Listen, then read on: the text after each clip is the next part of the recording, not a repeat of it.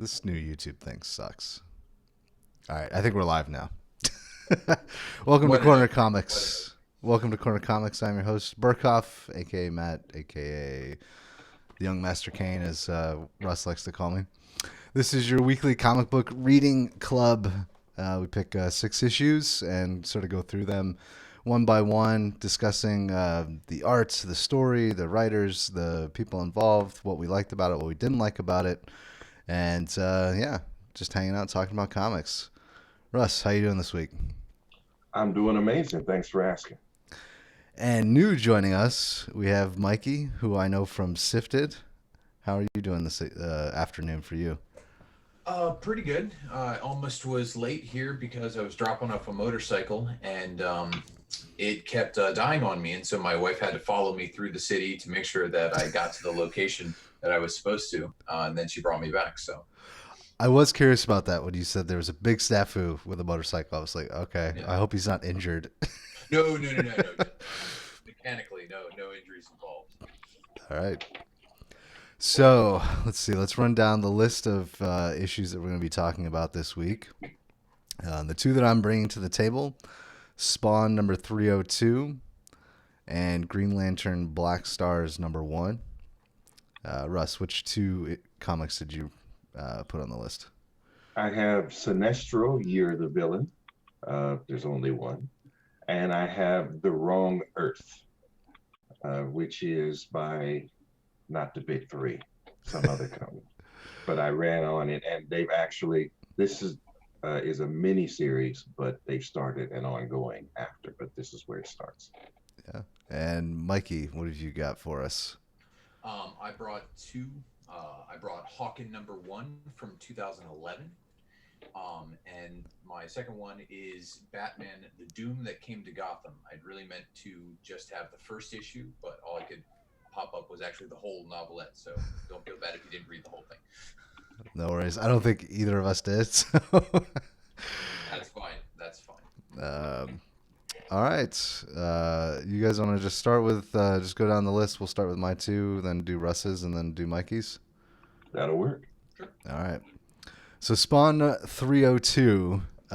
This is huge for Image Comics and Todd McFarlane because Spawn has now eclipsed the longest running creator-owned comic, Cerberus, which only hit 300 issues. So with 302, this is pretty monumental.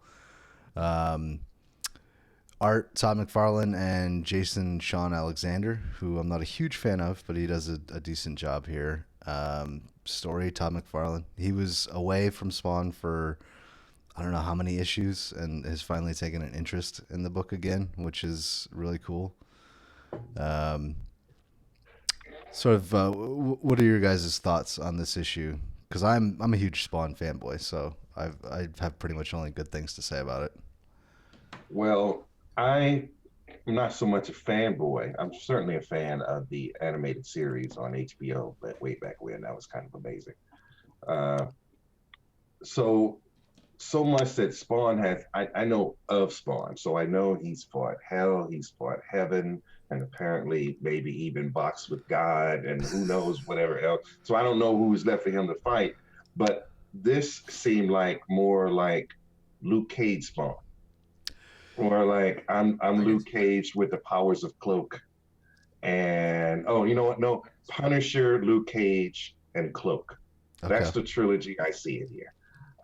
More sort of down to earth, flexing his muscles, sort of in a way Luke Cage would, but using guns like Punisher would, and no problem with murder, and skills in that area, and then Cloak to teleport people and use darkness. That seemed like that's all 3 rolled into one. Not to make light of it. I'm not a fan of the art. It wasn't terrible, serviceable, but it didn't draw me into it. What drew me into it is that I already have some interest in Spawn. If I were at the comic shop and looked through it, I might not have bought it. Yeah. I might have read it later. That's fair. The story was interesting, but not compelling. Like, I need to see what happens next. Okay. I feel like, though, if this was a graphic novel, that's a good sit down and read. Okay. That's sort of my take. Mikey, what you got? the cover art is very very iconic. Like it seems like kind of the best or like the most muscular, most like sharp angled, most like flaring version of like late 90s, early 2000s Yes. comic art. Like it's what was interesting is that that was juxtaposed a little bit to the internal art. Like the internal art, everyone is still kind of like a bit animated and but it wasn't like women like this and all the guys weren't like ridiculously muscled and stuff like there was a juxtaposition between the cover art and the panel art. I liked the panel art to a point. Like it was interesting to me, but it felt a little low in detail, like a little muddy, where like I didn't actually get to see much of what was going on. I liked the kind of edgy angles and stuff like that, but it felt like a really, really good early 2000s art style, which is fine because Spawn, I also am not a huge, I know of Spawn, like I don't follow the comics. And this might be completely unfair, but it feels like Spawn is one of those comics that hasn't changed much, which is fine. Like Spawn is still Spawn. And as far as the story goes, it felt, because I don't have a huge attachment to those characters, it didn't feel like much happened. It felt like the most that actually happened was, I think, with She Spawn, who maybe lost her powers. Like, I don't know, like, we're not sure because we don't have like Spawn 303, which might have her say, hey, Simmons, I lost my powers. But we don't have that yet. And it felt to me just like setting up for a lot of stuff, but not a lot happening. And just kind of what Russ said, if this was the only thing I had to go on, I might wait till there was more material. Okay. But there wasn't anything wrong with it. But the story, at least as for Simmons's part, there was some dialogue about, you know, like I don't have as much access to my powers. There was something that happened back, but it felt like a pretty standard anti-hero goes after scum like plot. All right. I felt like it was a 90. It's like if this was comic book came out in the 90s, you wouldn't have to change anything. Except for the inside art, I feel like, because the one thing that does stand out is the dry brush style. Yeah. Okay. That seems to be like something that's a newer trend that I'm seeing. Sort of the. I see it. I just don't necessarily like all of its incarnations. Yeah. The dry brush style.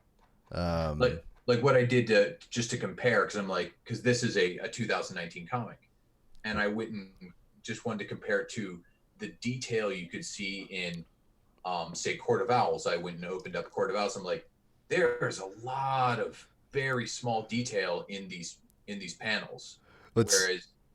And I know it's a completely different style. Well, it's interesting that you really like the cover of this book, but not so much the internal art, because the cover is done by Capullo, which he did Court of Owls with Snyder. So, but yeah, it's interesting because Spawn's been around since what, 92, I think was the first issue. One of the plot points that was introduced was the fact that Spawn's power was limited, right? It was on a timer, and he could only use so much before he was entirely lost to hell and gave over his soul entirely to Malbosia. Mm-hmm. And that was just sort of abandoned, I think, around 98, right? So the comic had been going for like 6 years, and they just was like, okay, yeah, that's not a thing anymore. Yeah, he found an infinite well of hectoplasm, so he can keep recharging or whatever. But now he's back on the timer, so they've brought that element back, and gotcha. I'm like, oh, finally, like, let's see how this plays out, because I always thought it was an interesting way to sort of end the comic if it was, you know, I felt like it was McFarlane's out. It was like, well, you know, if I have to end it, his power runs out. You know, he uses it in some grandiose way, and then we're done. But now that he's sort of eclipsed and hit this milestone, and the number of issues that are out, okay, now we've got this timer again. How is he gonna, use that to keep the comic going? And so I don't know, I thought it was kind of interesting. Wait a minute. So are you saying all this time the timer never went to zero? What I mean, and all these 300, how many hundred comics? I haven't The read all. timer's never going to. I haven't read all 300 issues, so it may have. But The super fan My Tuckus. There you go. Super fan My Tuckus. But my thought is, it goes to zero. He's been here before. Goes to zero. He sells a piece of his soul, or something. Yeah, and he comes back a hero again. There's no way this can't have happened before. Granted, he may not want to do it. It may be excruciating, or he may have to get flayed in hell for a few weeks or whatever. So he probably doesn't want it to happen. okay. But we already know it will happen, right? I mean, if this is a jumping on point to the new Spawn, and he's got like 3 uses or whatever before it's all over, there's no way that's gonna fly. So the interesting thing is, it's implied that She-Spawn has stolen some of Simmons' hell power, because I think it's the last page or the page before the last page where Violator says to She-Spawn that those powers aren't yours; they belong in hell. They're ours. And there's also a separate timer, I think, for her that's like shared with him, I guess. I don't know. That's the interesting thing for me. I'm glad that this is still going. I'm glad that McFarlane's still involved. Yeah. That was kind of why I brought it in. I haven't been interested in Spawn for a number of years because I felt like Todd McFarlane didn't care anymore. I figured he was too busy doing his Major League Baseball action figures to, actually do anything with the comic. And so I don't know. It's interesting. I'm going to keep reading it. I'm going to see where this goes. Hopefully they can get somebody else to do the interior art down the road. Yes, that would be nice. All right. Any last thoughts on that issue? Just scanning through it again real quick. Was the black and white only art from the She-Spawn section done by the same person? Yeah, I believe so. Okay. If not, that might have been McFarlane's work. Okay. So, all right, moving on. The second issue that I have is Green Lantern Black Stars #1. The artwork is done by a guy named Zermancio. I've never heard of this. I saw that. I've never heard of this artist before. But story by Grant Morrison, which is the reason that I picked it up at the comic shop this week. My overall impression is, what the hell? It's a #1 issue, but I need to read 12 other Green Lantern books to figure out what's going on. I mean, that doesn't seem actually too out of place for me. Like, except for when they're like doing a hard reboot, like the New 52 or other stuff like that. It seems like there's always going to be like one more chunk of backstory that would make something a little bit more clear. But what you're saying did come across to me like right out of the gate. I'm like, this assumes I know about like 18 different people, four to 6 different cataclysmic events. This was really interesting. Sorry, didn't mean to interrupt you. I'll let you go. No, not at all. Yeah. This was really interesting to me because, and this actually ties into why I picked one of the comic books I picked for today, because I used to be a huge Green Lantern fan. Like Kyle Rayner or Ronner was the one I was reading the most of. So this going back to Hal Jordan is a really weird like makes me back up, because I know Hal Jordan is kind of like considered the OG or the best Green Lantern. Most people like Hal Jordan the most, but I never grew up with him. He was always something that Kyle alluded to as like will I be able to fit into Hal's shoes, or I'm not Hal Jordan, like let me do it Kyle's way, not Hal's way. And so seeing this go back to that, I'm assuming that Kyle doesn't exist in this universe anymore, or never did. I don't mean to stop you or interrupt you, but I have to stop you. You started reading Green Lantern after the Blackest Night story arc? Yeah. Well, I'm sure I read some of it before and some of it after because of how I got introduced to Green Lantern. I got introduced to Green Lantern when Tim Truman was still doing the art. Okay. For Green Lantern. Okay. So yeah, it's interesting because Hal is referred to as Parallax in this issue. Yes. But I had to actually, because I was so confused, I had to look up some articles about what the heck was going on. Yeah. Yeah. Because there was a lot of familiar faces, but they were Black Stars. They weren't Lanterns. Right. But they acknowledged that the Lantern Corps, or if not the Lantern Corps, at least Oa had existed, but now was desolate, like full of demons. And I'm like, something happened. Yeah. This isn't the last. This isn't the way I remember Oa. So Russ. Okay, so Grant Morrison is actually currently writing Green Lantern. Okay. Right.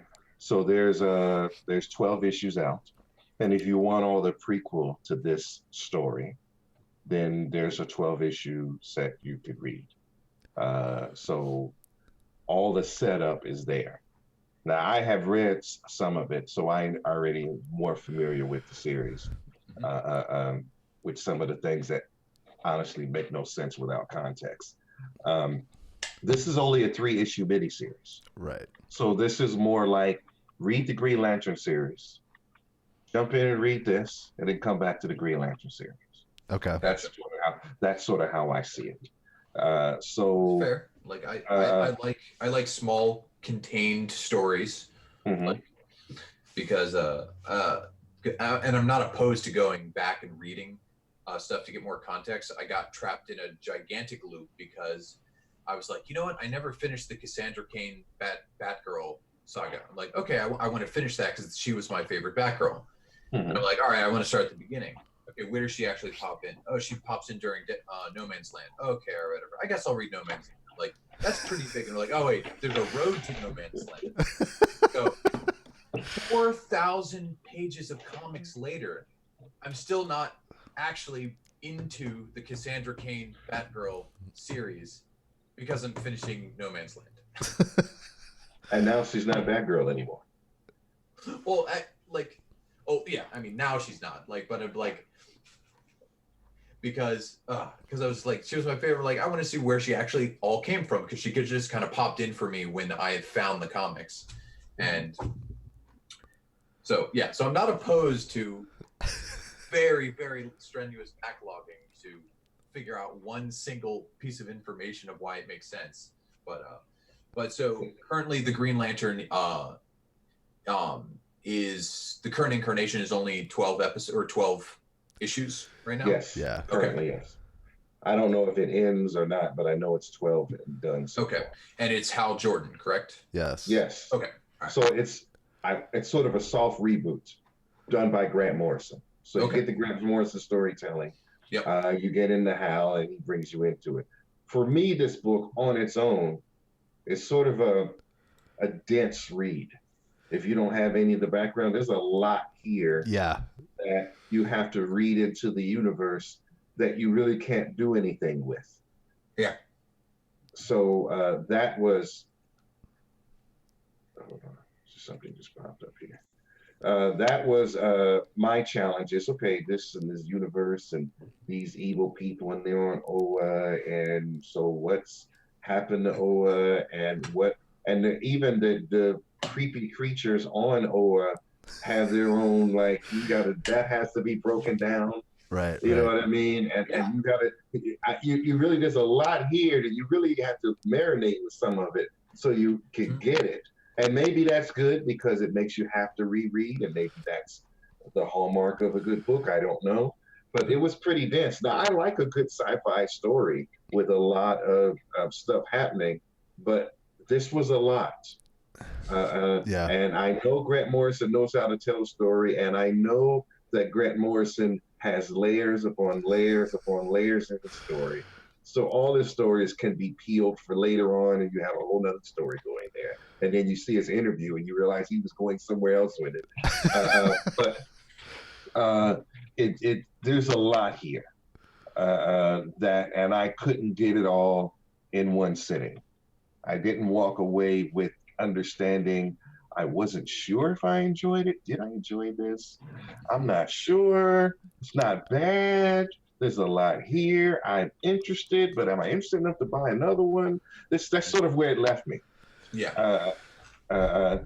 As far as the art, it's clear art. It's dark. I understand everything. There was nowhere on, and I'm always looking for like some little Easter eggs or something they try to put in a corner somewhere and see if they can sneak something by me. But the detail is good, good enough.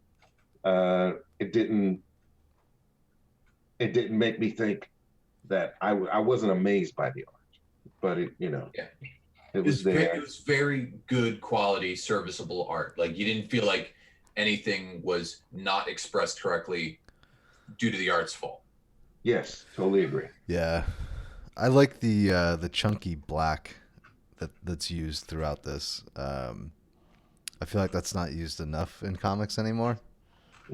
Like I feel like some artists are scared to have there be heavy black lines. Gotcha.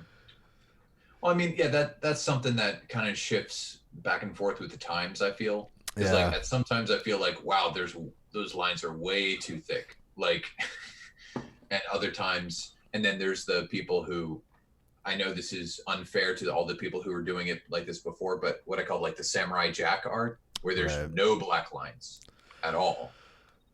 And that's just the easiest way for me to remember it. Oh, Samurai Jack art, like no black lines. Right. But yeah, I don't know if I'm going to pick up issue 2 and 3. I think I will, just to have all three and have the miniseries. I honestly went into the shop and picked this up off the rack and was like, Grant Morrison, Green Lantern, it's Hal Jordan. Yes, I'm interested. I haven't read Green Lantern in years. I figured it would be a good time to pick it up, and I think I'm partially right and partially wrong. Might have been a bad time to jump into the story, but yeah, there was one thing that it struck me, the way this particular comic went, that the mood of it, and this might be only personal to me, but it felt like because of the scale of what was happening with Mew, MU, like however you pronounce that, Mew the bad guy, sort of like back, like he's like trying to bring galactic peace or universal peace or whatever. So there's always that. He's doing it by subjugating all these things and bringing them under one banner. But is he really the bad guy? Like, there's a little bit of play for question. Like, you know he's the bad guy, but there's that tiny hint. But the scale of it kind of made me feel like I was reading like a Thanos-esque arc, but also it struck me like just kind of the scale and ambiguity of like Mew and the things that were happening actually also gave me a slight Berserk feel. okay. Because if you've ever read any of the Berserk, like, and part of that was because of the weird creatures that get bloodily dismembered at the very beginning, like all those very like centipede, tentacled, mouths in wrong directions kind of thing. That's very Berserk. But the whole scale and ambiguity of like the overlord who is, this is their plan, their grand design. They are so like personally involved, kind of like the in the Berserk. It just personally felt to me kind of like that, because you're like, me as a human, this is so much beyond my pay grade or what's going on. I have no idea how to even interact with this not omniscient, but at least nearly godlike status individual who won't even talk to us. Like, which was an interesting point I saw at the end, like that Mew, like they said, Mew wasn't even saying anything more. Now he was just speaking through. Sorry, what's her name? I don't know her name. I'm not sure what her name is either off the top of my head. Whatever her name is, but she's like, I speak for Mew now, and like I'm gonna get married to Phalanx. Like, and I'm like, okay, all right. It seems like you might be actually planning to take over. I don't know. So there was a lot of questions, a lot of interest, but kind of same with you guys. I would kind of need to see a little bit more of like the whole arc. And it's only 3 issues? Yeah, this particular miniseries, yeah. I would maybe wait till they have them all at once so I can, all right, okay, that was an interesting thing that happened. Maybe I'll go back to normal Green Lantern now. But I thought it was an interesting departure, or an alt universe, as a different article put it. I remember the Black Stars from previous Green Lantern books. Mm-hmm. I felt they were like the Nova Corps of the DC universe. Okay, all right. So this is not the Black Stars that I knew. Correct. Correct. That's why that was a big mine, because I'm like, Black Stars sound familiar. They don't seem to be acting like the Black Stars I know. So, and that was interesting, but I'm with you. I'm going to wait till they're collected before I'm thinking this is a read, but not a buy. Unfortunately, I'm invested, so I'm going to buy the next 2. Oh, there you go. Well, thank you in advance for your service. All right, Russ, you want to let us know in the comments. You want to get into your first issue? Yeah, my first book is, well, in DC, this is the year of the villain. Right, that's so the all whole, the big villains get their own, like, even if they don't have their own book, they get their own, like, one annual book. And this is a Sinestro Year of the Villain #1. I picked this book, well, I just read it, but I picked this book for today because, you know, there's something about how it made me feel. There's something about how it described how humans react and what their wants are and how you can change them just by giving them a little something. Like, if I give you a little something, you'll give me your privacy. If I give you a little something, I'll make you pay more for my Apple iPhone just because I'm giving you some status to go with it, and all of that thing. So that sort of interests me to see how these beings, that's why I shared it. But basically, sum it up, Sinestro is sent by Luthor to quell some super large creatures that are possibly a threat to his master plan. Mm-hmm. And this is what ensues. So, tell me what you thought. I'm still disturbed by the way that Luthor's portrayed. Yes. But no, I really like this issue. I like that it's self-contained. I like that it feels like an episode of The Twilight Zone or Black Mirror or Outer Limits. It has these characters that I recognize, but the story itself sort of stands alone and apart, which is really cool. The writing was really well done. From the first page, it got me. There's a couple of lines, and it says, "But most people serve simply because it's what everyone else is doing. But whatever the reasons, ultimately they serve because service gives the universe the illusion of order." I was like, "Oh, I'm in. I'm totally into this right now." Yeah, no, the internal monologue for Sinestro is very good in this episode or in this issue. Yeah. The artwork's really good. It's nice and clean. It feels kind of like a 90s book with the way that the action flows. It's a solid all-around book. The microns are kind of an interesting thing. It makes you think, when you think about the scale of the universe and where we're at, it's like, okay, so if there's infinitely larger and infinitely smaller, where do we sort of fit in that? And like the microns existing as, the workers that heal these soldiers. It was really interesting. The paragons. Yeah, my thoughts are all over the place. I'm gonna pass it over to you, Mike. No, yeah. First of all, I did like a lot of the internal monologues of Sinestro. I had a. It made me think of that one episode of Rick and Morty where his ship is powered by a tiny biome that is full of a bunch of bunch of tiny micro people that are like created a power generator and enough power for themselves, but the rest is actually going to power his ship, and actually keeps going down. Each of those biomes is actually powered by a tinier biome and stuff like tiny like different versions of Rick, like through infinitesimally small, like, so that's what it kind of reminded me of.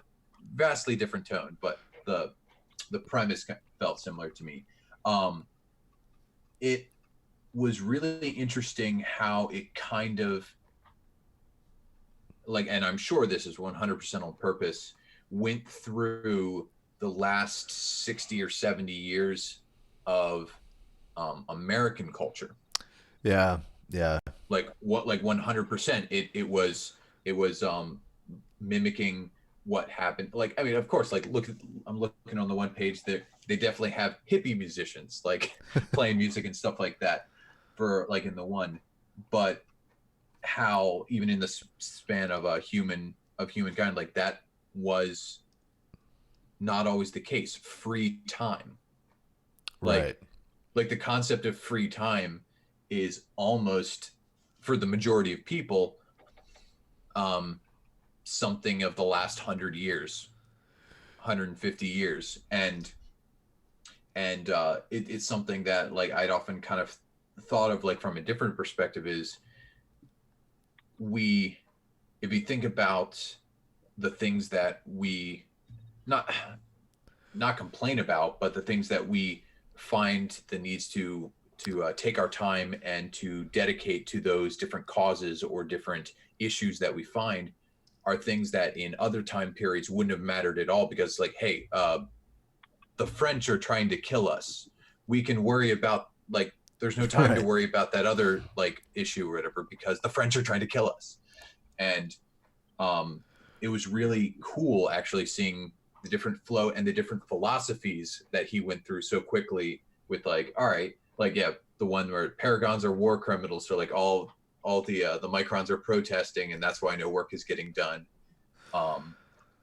And like the two guys smoking cigarettes and having philosophy discussions like on a TV screen is like, I just thought it was really cool seeing this story writer's perspective on the situation in America, of how we are spending our time now, and not necessarily putting it in in one light or the other. Like, he's not saying, like the writer has not taken the stance of being a boomer or a millennial or the hippie or whatever. He's just kind of presented a 40,000 foot view of the whole situation.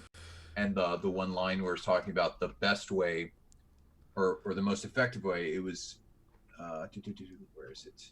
But it was where he's like, turn the generations against each other, where he talked about that. And I was just like, yeah, I was glad that this was a 2019 comic, because I'm like, yeah, this person was writing for a 2019 audience, and it's written in a way that I think even still 10 years later or 20 years later, or even 15 years back, this still would be a relevant way to address this story. Yeah.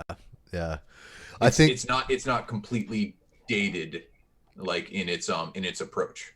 It kind of reminded me of what was the Green Lantern, Green Arrow books that they did, where it was purposefully written to have a social commentary, but it was done in a way that it's still a comic, and that was really cool. Yeah, I mean, you did it again this week, Russ. You picked a good one. Yeah. It definitely took a turn. Like the ending point of this comic actually wasn't what was going on with Sinestro and Luther. No. The ending point of this comic was what was going with the readers of the comic, which is a cool perspective to take. Question, just because I've been out of the loop. when did Lex become like a god? Okay, so I'm going to explain it. Here's the deal. In the current storyline, Okay. the thing about Justice League is they're so powerful, you need something larger every year for them to fight against. Yeah. So a few things happened. I'm going to try to be as brief as possible and put it together. But Luthor has found power. So the Source Wall, you know what the Source Wall is? I've heard of it, but I've not. Okay, it's a New Gods thing, and it keeps all the whatever that would destroy us on the other side. Okay. It was broken. So since then, new energies and a lot of it deadly has coming in to destroy the universe, and it affects every of one of the major heroes. For example, the Flash has the Speed Force. Well, apparently there are other forces. And so now there's a Strength Force, there's a Sage Force, and so all of these things happen in each of these. So Luthor believes that people should not be fighting for justice. That is not our true nature. We should be fighting for doom. It is our true nature to. Yeah, I saw some stuff of the doom and stuff like that. So he has he's got the arch nemesis of everybody, and given them a cosmic power, giving them access to a cosmic power that would make them possibly superior to all of them. So this is a far-reaching arc. So now we have to have justice from the past, justice from the future. So all the Justice Leagues, everything else in this big thing. But Luthor, apparently his arch nemesis is not Superman. It's Martian Manhunter. They kind of looked similar. Yeah. So what happened was Luthor has killed the Martian Manhunter and absorbed his essence and become this being with help of a cosmic god, the mother of the monitors, Perpetua. So he is bringing his plan, and everyone has a role to play, and he's given powers to a lot of humans so they can make work towards doom. Yep. Okay. Did that was a lot though. No. I know it's understood. It's understood. Okay. Because I was like, he always was of varying levels a villain, but he was never like, I am actually like a cape wearing, like power wielding guy in like your 90s and 2000s comics. So I was just like, he did have that power suit for a while. Yeah, he did have the Lexo suit. That's right. Okay, we'll move on. Yeah. The next book I chose is called The Wrong Earth. One of the reasons I chose it because I'm a fan of Jamal Ingles' art. So, but basically for me, this book is, you get the Batman of the 60s. That's what I was parallel with the Batman of the 90s, the darkest Batman. They're having a parallel universe, and they're doing what they do. They're both Batman, but they're doing what in this case is Dragonfly and Dragonfly Man. And then somehow they switch universes. And how does a Batman from the 60s deal with real murder? Because murder never happened in the 60s Batman, right? And how does a Batman of the 90s come here where you can just punch everybody and they're done? One good punch and they're out. But they're not anyway, but they keep getting out, and he's like thinking of a final solution. So this series, which is a mini series, this is sort of the first meeting of those two universes, and it's called The Wrong Earth. What are your thoughts? I liked it. I think I was a little put off at first because I was like, "What the hell is this tick bullshit?" It's immediately apparent, like from the first few pages, that is definitely a take on 60s Batman, and that TV show. Right. Yeah, exactly. And then and then it immediately transitions in a very, you got the Earth Alpha and the Earth Omega, and it immediately transitions into this like dark and gritty, and it's like, okay, how do these two worlds exist in parallel, and how are they going to cross over? I don't quite understand the plot device of how they're interacting. I don't know if that's explained later on, because it seems like the villain just walks through a mirror and is on the other side, and they don't really ever explain that.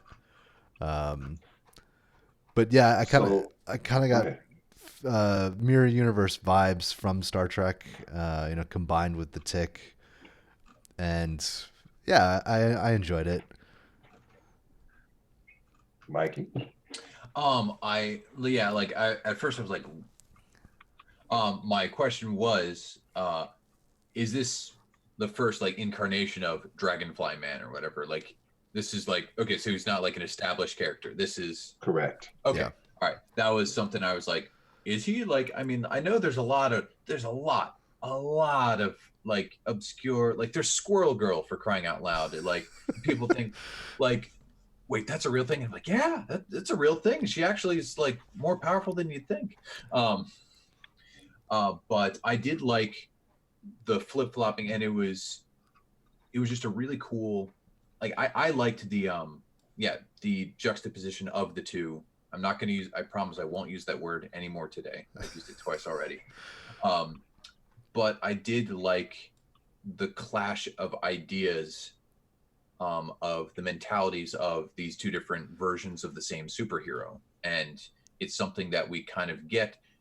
Interestingly, Spawn is a character that hasn't had a version of a distinctly different tone or different almost set of morals or whatever, because like 60s technically Batman has kind of held all the same morals because he still doesn't kill, but yeah, the 90s Batman is viciously is a lot more dark. There's a lot more terrible things that are happening, and that you got somebody in the background. Just a second. So, Russ, how did you find out about this book? Because I know it's written by Tom Payer, who's another old school DC guy. Have you been following his work, and that's how you came across Ahoy Comics? Like, I've never even heard of this publisher. No, I came across it because, I have all my feeds. I have certain people I follow that like a certain type of weirdness. Okay. And they keep giving it to me. So when they, whether it's Twitter or whether it's somebody I follow and whatever, whenever they come up with something, I say, oh, let me take a look at that. So I have all my feeds are set to give me all the stuff I'd love to see and hear. And so this came out of that. And I was like, okay. And I actually been trying to work on a website to talk about sort of Black artists. So Jamal Ingle came into my, so when he came up with something new, I said, well, let me see what he's doing. I'm like, oh, I kind of like this. And I do want to see, this is a miniseries. I think it's like 6 issues. Yeah. You talked about the plot device. I think whatever the main evil guy is actually sort of a technology genius. The one on the Dark Earth. Okay. So he created the device with intent. Okay. So, and then he used it when the time came. And then, of course, now we have a flip-flop. So how do you, and I invite you to read the second book, because how does 60s Batman survive in 90s Gotham? How would he...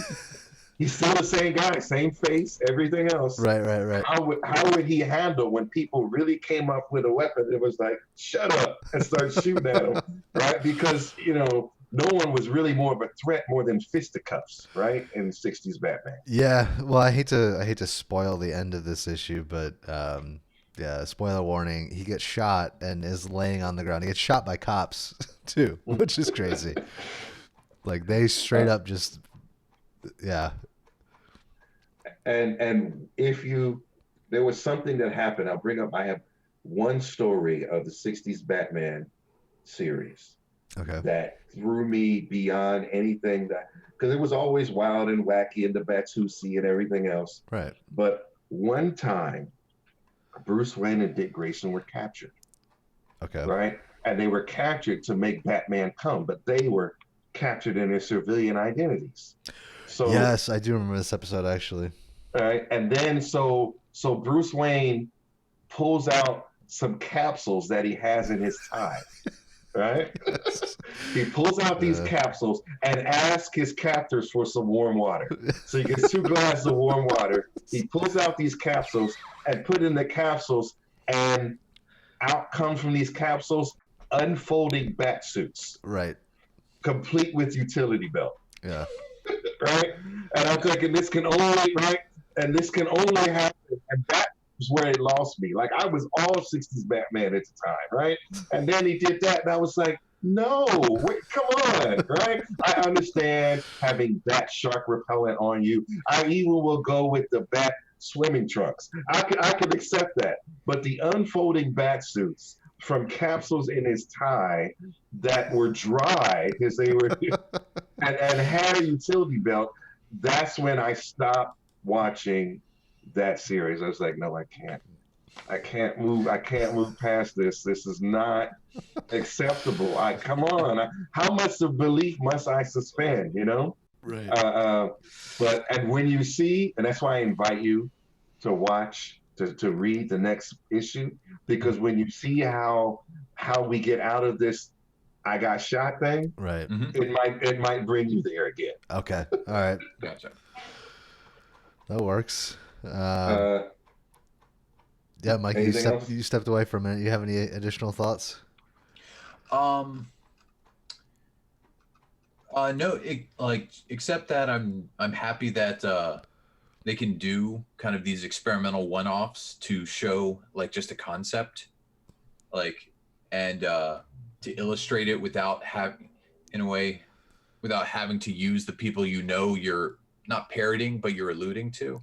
Okay. Of like, this is definitely Batman, but we don't have to do it under a Batman one-off or a Batman 3-off of getting, because in a way it's like 60s Batman was different. Like it felt different in the comics than 60s Batman TV show. Yeah. Like that. I know they weren't that far away different in tone, but definitely you think of Adam West Batman as being a lot more goofier than his paper counterpart at the time. And so seeing basically TV 60s Batman in comic, it's just kind of a cool way to approach this. And some of it's pretty brutal, like the definitely not Joker half-shaved head guy stabbing Dragonfly Boy, like Right. like I'm just like, oh, that's pretty grisly. Stomach wounds hurt. Yeah, for sure. what was I gonna say? So this is a 6-issue miniseries. If you're interested in following it further, I liked. Well, I feel like you said, it's not Batman, but I feel like The Watchmen was a takeoff of Charlton Heroes, right? This kind of thing has been done, right? Because every character of The Watchmen sort of mimics somebody from the Charlton Heroes, and Right. I still have an issue with that. DC bought this universe and doesn't use it. I have an issue with Marvel for doing the same thing. Do you remember the Ultraverse? Yeah. With Prime, Yeah. and Hard Case, and they had an animated series, right? And Marvel bought that, right? And even some people crossed over into the comics, and now nothing. Yeah, there's a lot of Malibu stuff that is just lost in the ether. So and now Disney owns them, so who knows what the hell they're gonna do with that. well, speaking of Disney, I think I think Warner Brothers can possibly give Disney a run for their money. I think they have something to match everything Disney brings except for Star Wars. They don't have a Star Wars analog, but they got Looney Tunes, they got Hanna-Barbera. They can handle all, that can handle all of the animated stuff that Disney brings, right? Yeah. Plus they have all of DC, so they got that can counter the Marvel. Right. I think if there's anyone that has a chance of fighting Disney for that number 3 or 4 spot streaming service wise, I'm not saying they'll do it, but I think the catalog is definitely there. Oh yeah, yeah, Warner very Brothers. much so. Yeah. And what is it? It's HBO Plus now? So not only you have all that, but you also have HBO. Yeah. I think that could be, I don't say a Disney killer, but if you don't want family friendly all the time, you can go here. And so I'm hoping, because I think Disney needs somebody to sort of be the anti-Disney. not to take them down. I think they can both coexist. Just But for I think just for good competition. yes, Yeah. because Yeah, we benefit from good competition. But definitely. anyway, I hope you enjoyed the book, and feel free. I did. Yeah. Mikey, you want to get into your issues? Your first one? Sure. Yeah. So the first one I brought, like bring up the nose thing, is Hawken from 2011, and the reason I brought this one, because looking through some of the different comments and stuff that you guys made are completely valid. I brought this because Hawken is written and illustrated by Tim and Ben Truman, and those two guys are the reasons I got into comic books in the first place at all. Okay. Because growing up, Ben Truman was best friends with my cousin, who I spent nearly every summer at their house, and so and because his dad was Tim Truman, they had gobs and gobs and gobs and gobs of comic books. Nice. And so like entire water boxes full of comic books would just flow over to my cousin's house, and I would sit up sit out outside the bathroom or whatever, just reading comic after comic after comic in no order whatsoever. Like it's just random grab bags of comics or whatever. And so that was at the time when Tim Truman was illustrating Green Lantern or whatever. So I started following that one a bit more heavily because that was the one he was working on. I'm like, okay, this is cool. Like I know the guy who's doing this comic. This is awesome. Yeah. And so this Hawken was the first project that he and his son did together, where his son wrote the story and he illustrated it for him.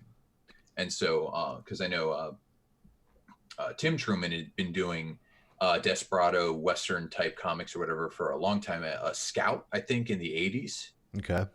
If you guys remember, and the current version, Scout Marauder, is what he is currently doing, which is kind of like a Wild West, semi Mad Max, but still like Native American type of comic or whatever, which is very interesting. And like I think Matt said, like it's not the spaghetti Western type of style isn't represented that much. Yeah. And so I wanted to plug this one just because I wouldn't be reading comic books if it weren't for these two individuals, and this is their first project together as father and son. So that was why I brought it to the table. Yeah, that's really cool, man. It's a 6-issue one, and I do, both of the things I brought, I do own physically. So that also helped me bring them to the table. So nice. Yeah, I liked it. I do like the fact that it's a genre that's pretty underrepresented in comics. I do like Trigun is a comic that I'm into. So this kind of has that similar feel, and I do like the black and white art.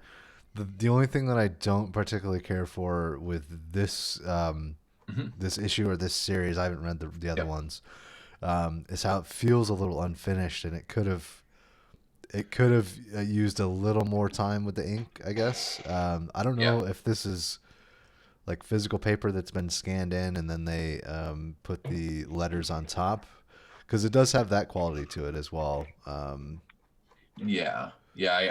can see what you're looking at, because some of the inking and stuff is real good, but then the words feel like they were put in with a computer later. Like it didn't feel like some of the words looked like they weren't drawn. They were typed in later. Yeah. So I don't know. It has an unfinished quality that kind of unnerved me a little bit reading it. I don't know if this is, it almost feels like a proof, like, before they've actually finished it. Like, well, this is what it's going to look like. Okay. I can a little bit understand that. Remember also it's IDW. So yeah. It's not that IDW means lower quality. It just means you're going to get a little bit broader of a spectrum of quality. And that's something I definitely, I wonder at that myself, because I've seen, and like at least like you guys have probably seen other art from Tim Truman because of his Green Lantern stuff through the 90s and 2000s. So he definitely can do more detailed, more finished art, but decided not to as much for this. So. Yeah, and if that's a creative decision, I'm definitely fine with it. I like. I think the other comment that I made in the Google Doc was that I'm having trouble with this because 10-year-old me would love this comic, and 33-year-old me has trouble connecting with the source material. Yeah. Yeah, that's kind of where I'm at. I do like the book though. I thought it was put together well. The spaghetti western. I'm curious to see what happens with this guy. Does he just continue to do bad things and be an evil person, or You'll have to read to find out. or is there I think it's only 6 issues. Like, so if you wanted to read through it on that, you'd probably enjoy it. Like, and a lot of your criticism, there's a lot of neat like things, a little off center things do happen, but it doesn't vary too much from the tone set in the first one. Okay. So, All right. so you take it as you will. Russ. Okay. So to me, this was more like a old man Punisher in the Old West. With a little bit of ghost type thing added in, like some extra. If you put Punisher in the Old West and he only had local ordinance, Yeah. right? And he was older and been through some stuff. Yeah. And I don't even know if those ghosts are real or if those ghosts are in his head haunting his thoughts, this character. But it was interesting as sort of a driving force, like him having, because we don't know if he's crazy or if these are, because again, I haven't read any other books. We don't know if he's crazy or if those are actual existing apparitions that are guiding him. Yeah. We don't know that yet. So I think. Oh, I was saying about the ghost. I like that he's kind of resigned to the ghost. Yes. It's like, because the Punisher sometimes can be like, I'm being afflicted with visions of my past, like, and it's messing me up. Whereas this is more like, could you please move, get out of the way? You're blocking my shot to kill another person. All right, thank you. Like, I like a couple of comic booky parts where the blind mule kicks somebody to save him, the new way to kick. Yeah. And taking a shit on the way into the sunset. And I like the dog, who really didn't get a lot of play in this issue. But so those things, for me, if I were to follow this book, it would either need to be in a graphic novel format, or and this is just me jaded. I don't know if I'm ready to do a black and white series. I think I might be so modernized and digital that I need color. Fair enough. And this is not to say that there's anything wrong with the art. This is my issue. Your issue with this issue? Yes. It was clear. You could see how many teeth people had in their mouth. So the detail was there. The wrinkles were there. So I like that. I felt this was more than serviceable in the art. Yeah. I would have loved if it was all done in color, like the cover. Like, that would have been beautiful.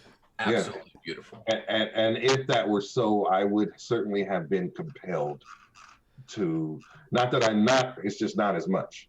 But if this, like I said, if this was in color, I'm like, okay, I gotta know more here. Yeah. And this is it's a Jonah Hex kind of character. You could, if he was part of a universe, he could drop in and out of time to anyone. You know what I mean? Just come in and start shooting. I know what you're going through, son, but it's better off this person is dead. I could see that. So I did enjoy the book. That sort of summarizes my thoughts on it. Yeah. Perfectly fair. Like. All right. You want to get into the next book? Sure. And this one was a follow-up kind of to this because Batman: The Doom That Came to Gotham is a Elseworlds, part of the Elseworlds line of Batman comics. And the reason I brought this one up is because this particular 3 set haunted me for about 15 years because Wow. I found one of the issues, like the middle issue of this thing, in one of those boxes that I got from the Trumans. Read it like late at night, like everything else was dark or whatever. Read this Lovecraftian. Oh, just to summarize for everyone, it is a alternate universe Batman set around the turn of the 19th century in Gotham, but there's a lot of Lovecraftian influence and occurrences that happen in this particular graphic novel set. And so I found the middle one, which with a lot of weird stuff happening. I'm like, what is going on in this Batman? And this was before I knew of the Elseworlds line of comics. And so, and because I couldn't remember, and then I lost the book and I couldn't remember what it was called. And so I'm like, every like couple of years as searches got broader and broader on Google and stuff, I'd like search keywords like Harvey Dent becomes a flesh door, like to try and find out what the heck was going on. And then I finally found it and bought the stinking comic so that I have it and can never lose this thing again. But I loved the alternate take and I love the alternate history of Gotham, of like where Gotham came from and why it exists the way it does. That is explored in this particular graphic novel set. And I also like, this was a thing I found out later, and it made so much sense. Because the writer was Mike Mignola, who is who did a lot of the Hellboy comics, I believe. Yeah, he's the creator of Hellboy. Yeah, and so you can see a lot of those influences in some of the themes and stuff, because kind of Lovecraftian influence is a part of a lot of the Hellboy or the Hellboy universe. And I really liked that blend with Batman. And so and it's only 3 books, like 3 books together. And I think it's a wonderful exploration of a different take on Batman. Yeah. Well, go ahead. No, you go ahead. I'll let you go first. Thank you. I felt all kind of Hellboy vibes from moment one. Not Hellboy, but the BPRD, that whole universe, that sort of I'm not a fan of that art, me personally. So I enjoyed what I got to a certain point, and when they killed Dick Grayson, then I was like, oh man, I feel like you're playing with the Batman toys. I feel like Mike Mignola decided to write his own Batman book, right? And right, but basically in his universe, and they had all the characters. Like, okay, I have all the toys. I get to play with everybody. I have the Dick Grayson. I have 3 Robins. I have a Batgirl. I have a Commissioner Gordon. I have all these things. I got all these toys. Right? He took the toys, and then I had trouble pronouncing all the names of all the evil Lovecraftian characters. Right? Yeah. And I'm like, because I try to pronounce everything that I hear in the book, and I was like, I'm having trouble here. Maybe my, Fair enough. But it was interesting. It was unpredictable. I didn't know where it was going. Yeah. Right. So that is compelling to keep me reading. And then when they killed Dick Grayson, I'm like, can he come back? Because that can happen, right? And I know this is too old book. He's not coming back. And I got a little off kilter, because first they killed Jason Todd. I'm like, well, Jason Todd's been killed before, so he'll come back and we'll find a way. But I figure it's a certain part we're saying it's more like I'm telling my own story, but I'm dressing everybody in Batman's clothes. So I felt like I don't love Batman that much, but I am sort of, the story was interesting in that it was going somewhere. I couldn't see where it was going. I wanted to follow that through. And the idea of Batman never taking off his cowl, apparently even the Babe, was, where's that going? And you get why he was compelled, and he was compelled for a very different reason than the Batman that we know. because it doesn't speak to the whole parents getting shot thing. Yeah. The art, so those two things pulled me out. The art pulled me out, and killing Dick Grayson pulled me out. Killing Jason Todd didn't bother me. I'm like, that's weird. I'm cool with that. But killing Dick Grayson sort of took me out, and it's a serviceable. It makes sense. It flowed well. It's just like, I don't know where this is going, and here's a new word that I can't pronounce.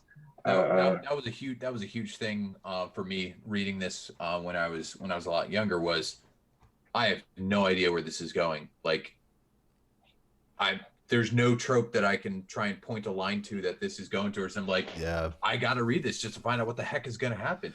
I do think this ends really well. That the end is extremely interesting. And so, but if you don't end up reading it, that's fine. I just had to represent what I thought was one of my favorite graphic novels of growing up. So. Yeah, I agree with Russ. The art takes me out just a little bit, and only because. But it's all color. It is color. It is Mike Mignola, but he's not drawing this book. Somebody else is, and it was distracting that somebody else was doing his style on top of this Batman universe. That being said, the turn of the century, that aesthetic, and sort of going into it with that in mind, 1928, and thinking about Batman the Animated Series and like the Art Deco, this is sort of Art Deco walked back a little bit and is still almost steampunk to a certain degree. And it's Art Deco. Yeah, I like that aspect of it, and that was really cool. It is not a Batman story is ever been told before. It feels very different from a lot of other Batman stories, which was cool. Yeah. It did remind me a little bit of Gotham by Gaslight, maybe just because of the era, though. Yeah. Okay. Yeah. Which I also own. Own that. Have you seen the animated movie yet? I actually haven't. I'm interested to see that, like, because I went back because I enjoyed this and found out, this is kind of what Elseworlds is. That's actually, as far as physical owns, I think I own more Elseworlds Batmans than I own regular Batmans. Just for whatever, because the different weird stories interest me. I want there to be. We had Into the Spider-Verse. Can we get into the Batverse? Right? Aren't there enough Batman? Right? Yeah. That we can really just call upon. And I'm sorry, this is a little bit aside, and I apologize. They're doing an Eternia book, a He-Man book. It's coming out.